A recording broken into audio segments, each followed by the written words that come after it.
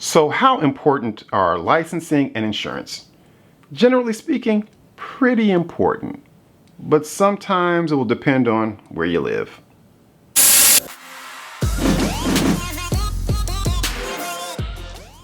As a rule, most things in the security guard industry are fairly standard across markets, with the exception of licensing, training, and to some degree insurance.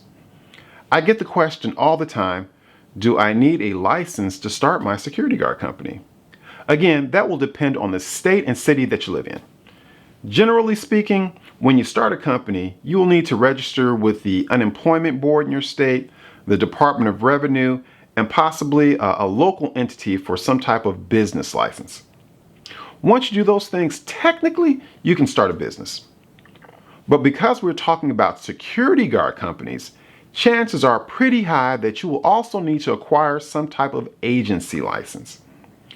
Whether or not you need a license depends on the state you live in, and you can find links to your particular licensing bodies in the description below.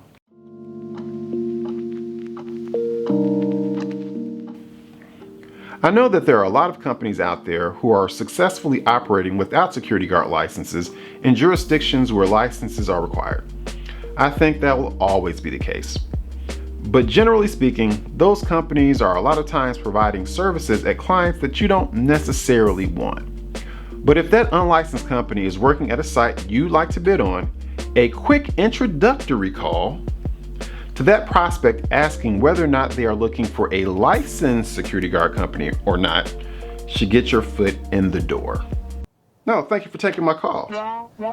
No, I'm not trying to sell you anything. I just wanted to introduce myself and see if I could send you some information about my company. So if and when you're in the market for a licensed security guard company, you would think of me first. No, I'm pretty sure they're not licensed.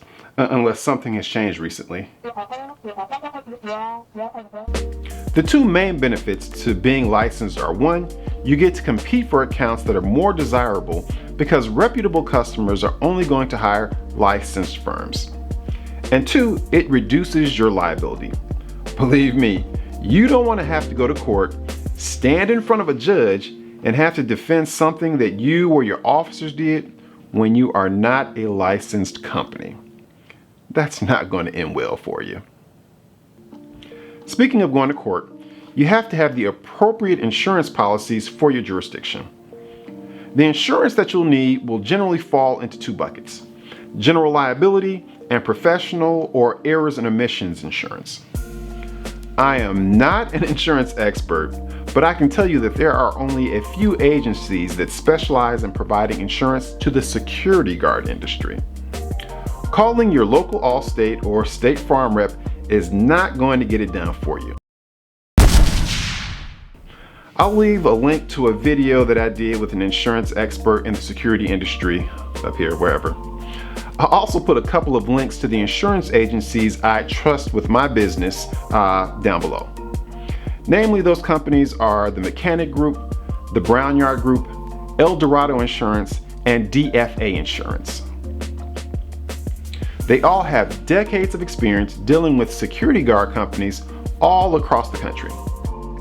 If you're thinking about starting a security guard company and you find this type of information helpful, then please subscribe and click the notification bell to make sure that you are alerted as we introduce new videos in the series.